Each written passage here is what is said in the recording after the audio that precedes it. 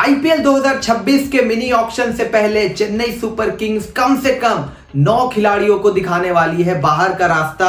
यहां पर एक बात तो तय हो चुकी है कि आईपीएल 2026 का मिनी ऑक्शन जो लगभग तय है कि दिसंबर के महीने में होना है, तो ऐसे में चेन्नई सुपर किंग्स ने भी अपनी कमर कस ली है और यहां पर आगामी ऑक्शन से पहले तकरीबन 37 करोड़ का पर्स तैयार रखा है ऑक्शन में जाने से पहले यहां पे चेन्नई सुपर किंग्स ने। तो आखिरकार किन खिलाड़ियों को रिलीज करने वाली है चेन्नई सुपर किंग्स और क्या कुछ प्लानिंग रहने वाली है ऑक्शन को लेकर सीएसके के द्वारा, सब कुछ बात करेंगे इस वीडियो में। तो ऐसे में अंत तक बने रहिएगा हमारे साथ। नमस्कार, देख रहे हैं आप मेरा YouTube चैनल आकाश पांडे और इस वीडियो में चेन्नई सुपर किंग्स की बात होगी। यहाँ पे आईपीएल 2025 का सीजन बहुत ही खराब, बहुत ही भयानक, एक डरावने सपने की तरह गया था चेन्नई सुपर किंग्स का, जहां पे टीम ने आखिरी नंबर पर फिनिश किया था। पहली बार हुआ था आईपीएल के इतिहास में कि चेन्नई सुपर किंग्स ने आखिरी स्थान देखा था और यहां पर ऋतुराज गायकवाड़ को पहले इंजरी हो गई थी, बाद में एमएस धोनी ने कप्तानी की थी, लेकिन रिजल्ट्स में कोई बदलाव नहीं हुए थे।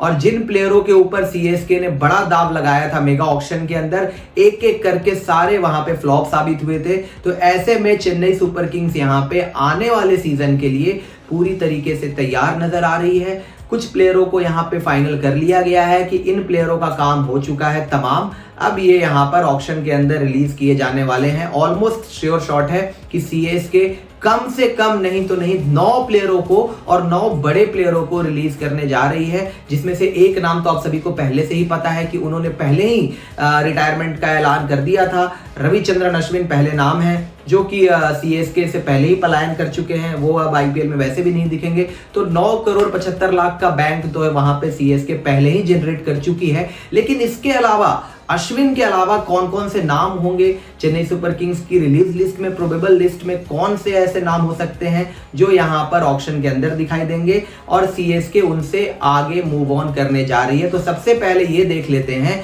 कि सीएसके की प्रोबेबल रिलीज लिस्ट क्या हो सकती है आईपीएल 2026 के मिनी ऑक्शन से पहले। अगर आप यहाँ पे चेन्नई सुपर किंग्स की प्रोबेबल रिलीज लिस्ट देखेंगे तो आपको रविचंद्रन अश्विन का नाम दिखेगा। 9 करोड़ 75 लाख का पर्स यहां से जनरेट होता है। फिर उसके बाद राहुल त्रिपाठी का भी नाम चल रहा है जिनको बाहर किया जा सकता है। 3 करोड़ 40 लाख का पर्स यहां से रिलीज हो सकता है। फिर विजय शंकर का नाम है जिनको बाहर करने पर 1 करोड़ 20 लाख का पर्स सीएसके जनरेट कर सकती है। इसके बाद दीपक हुड्डा, काम कुछ नहीं किया था तो ऐसे में 1 करोड़ 70 लाख का पर्स वहां से आएगा। सैम करन को लेकर भी बातें चल रही है, रिपोर्ट्स के मुताबिक सैम करन भी सीएसके से बाहर जा सकते हैं। 2 करोड़ 40 लाख का पर्स सैम करन को बाहर करने से जनरेट होता है। फिर डेवन कॉनवे का नाम चल रहा है इस लिस्ट में, जिनको बाहर करने से 6 करोड़ 25 लाख का पर्स सीएसके और बढ़ा सकती है। रचिन रविंद्रा, जिनकी परफॉर्मेंस बहुत ज़्यादा खराब रही थी सीएसके से इस सीजन, तो 4 करोड़ का पर्स वहां से जनरेट हो सकता है। जेमी ओवर्टन को भी सीएसके रिलीज कर सकती है। और नेथन एलिस, हालांकि नेथन एलिस का नाम अभी फिलहाल कंफर्म नहीं है, लेकिन ये कुछ 9 नाम है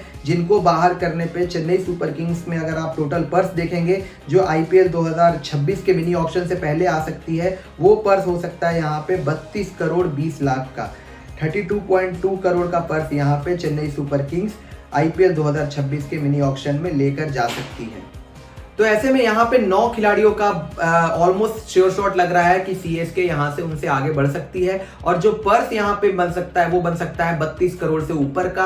हालांकि आईपीएल के ऑक्शन में आप सभी को पता है कि हर साल ऐसा होता है कि बीसीसीआई जो है सभी फ्रेंचाइजीज के पर्स में 5 करोड़ एक्स्ट्रा एड ऑन करती है। तो अगर सीएसके ने इन प्लेयरों को रिलीज किया तो 32 करोड़ का पर्स तो यहीं से दिख रहा है और 5 करोड़ और ऐड होने पर तकरीबन 37 करोड़ से ऊपर का पर्स यहाँ पे Chennai super Kings mini auction में लेकर जा सकती है, जिसके बाद सीएसके अपनी ज़रूरत से के हिसाब से प्लेयरों को खरीद सकती है और अपने हिसाब से प्लेयर्स जो है वो सिलेक्ट कर सकती है कि किस प्लेयर के लिए कितनी बोली लगानी है। कई खबरें चल रही है पहले से यहाँ पे कि संजू सैमसन, अगर राजस्थान रॉयल्स उनको रिलीज करती है ऑक्शन के अंदर तो सीएसके बड़ी इंटरेस्टेड नजर आ रही थी संजू सैमसन के लिए। उनको लेकर काफ़ी बात भी हुई थी, ट्रेड रूमर्स भी आया था।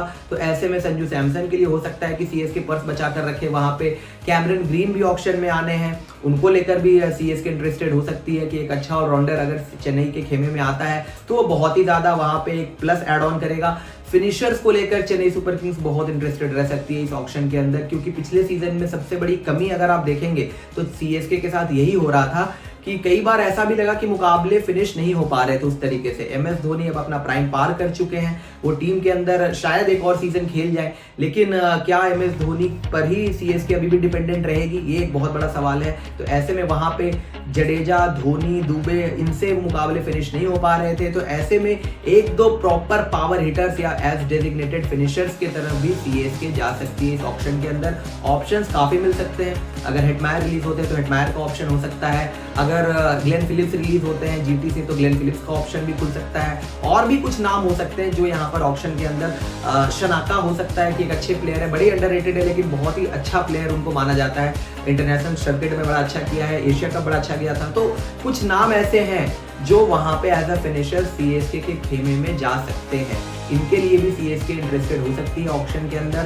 संजू सैमसन का नाम हो सकता है, और भी तमाम बॉलर्स पे सीएसके देख सकती है, क्योंकि अगर आप रिलीज लिस्ट देखेंगे तो इसमें Nathan Ellis, Jamie Overton, Sam Curran, अगर ये सारे नाम बाहर जाते हैं तो ऐसे में एक ओवरसीज पेसर को लेकर भी सीएसके देख सकती है कि किसी नाम की तरफ अगर जाना हुआ ऑप्शन के अंदर तो पर्स इतना रहेगा वहां पे सीएसके के पास कि वहां पे एक ओवरसीज पेसर को भी टारगेट किया जा सकता है। अगर स्पिनर्स की बात करें तो शायद इतनी कमी वहां नहीं महसूस होती है, क्योंकि जडेजा, नूर ऑलरेडी टीम के अंदर है। एक आध स्पिनर को अगर आपको एड ऑन करना है तो श्रेयस गोपाल का ऑप्शन भी अवेलेबल है पहले ही से सीएसके के अंदर। तो ऐसे में स्पिनर्स तो शायद इतना कोई सीएसके उसके डिमांड में नहीं होगी, लेकिन हाँ ओवरसीज पेसर एक ऑप्शन हो सकता है जिसको लेकर चेन्नई वहां पे देख सकती है।